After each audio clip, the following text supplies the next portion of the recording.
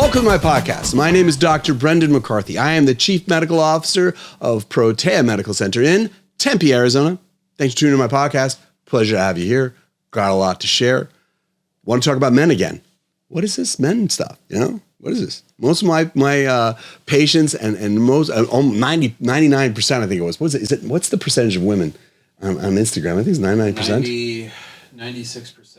96% of my followers on Instagram are women, and YouTube, all of that. I want you to know, I know you are my audience, and I am so thankful for that. I just know being a man speaking in this space about women's health is humbling.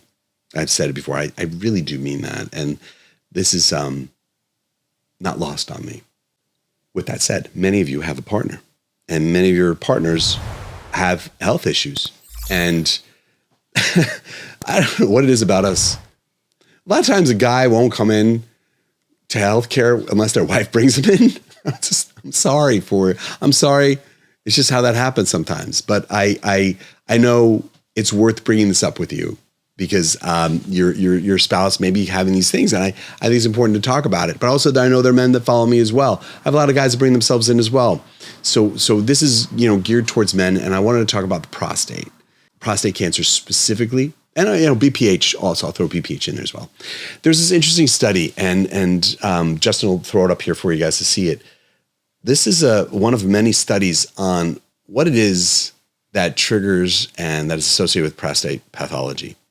When I went to med school, in the early 2000s, I remember that all they talked about was prostate cancer came from testosterone, and testosterone is what causes it. And testosterone causes all men to have prostate cancer and enlarged prostates. And the concept was that, the lower your testosterone is, the better, in order to prevent you from having prostate cancer and also to protect you against benign prostate hypertrophy and enlarged prostate. That's what was taught to us. And it's not correct. All of that was based upon one single study once done in the 1940s. Huggins et al. That was a good study on that. Anyway, in around 2000, Dr. Abraham Morgentaler from Harvard School of Medicine wrote extensive articles. It published a lot of research in the Journal of American Medical Association, New England Journal of Medicine, etc., disproving this and proving that testosterone does not cause prostate cancer. It just doesn't. That was like 2000 to 2010. He was publishing heavily in that arena, proving this. And now we know that testosterone does not cause prostate cancer. The thing is that there is an endocrine component of prostate cancer. There is an endocrine component of benign prostate hypertrophy or enlarged prostate. There is an endocrine component that we should be addressing. It's just how it was taught to us is not correct. And there hasn't been a lot of really good outreach to physicians to change the way they treat. And there hasn't been a lot of outreach to patients to explain this to them as well. So I'm going to try and do that a little bit today with this episode. This study was a great one. I thought it was a good one to use in this conversation. And if you go online, you can find the whole copy. You can get this. This is open source. You can get a copy of it online and read through it yourself. And you'll see the association of estradiol with prostate cancer is actually the real big issue here. And the higher your estradiol levels are, the higher the risk you're going to have of prostate cancer. It starts over with how you get to making estrogen in men. Where does estrogen come from in men? It comes from our testosterone. So your testosterone goes to your body fat, mostly other places too, but primarily your body fat. Testosterone gets aromatized to estradiol, and testosterone will make estradiol. And you and I, as men, we need estradiol. That's an important part of our biology. But sometimes we have too much, and if we have too much estradiol, that's going to be the problem. So if you have a man presenting to clinic, his testosterone levels are good, that's great. But what is estradiol? We should always strive to get a guy's estradiol to be around 30, no higher than 32, say.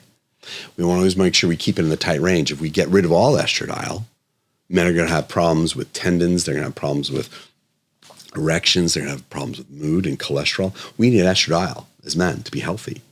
But too much, that's going to be a problem with the prostate. So you have to be careful where their estradiol is. And it's important that when you have a man come into clinic and you're running lab work, you don't just run their PSA, the prostate-specific antigen, to see how healthy the prostate is. You don't just run their testosterone.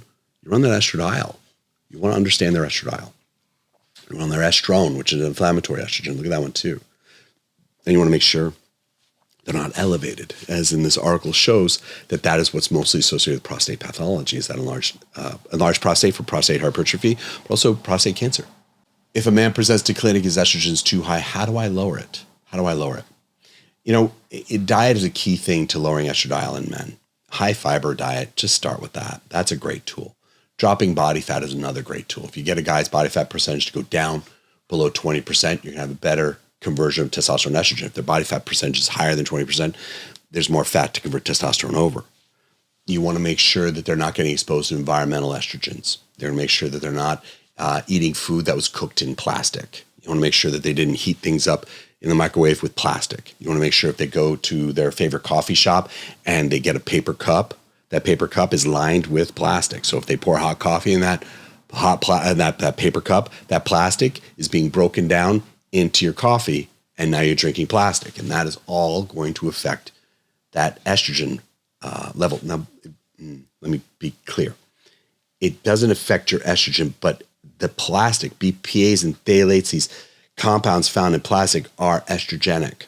They're endocrine disrupting compounds found in the environment. And they will also trigger that estrogen and trigger that prostate pathology. So you have to make sure these guys don't have a lot of synthetic estrogens getting into them from the environment. These things are important because no one ever talks about it.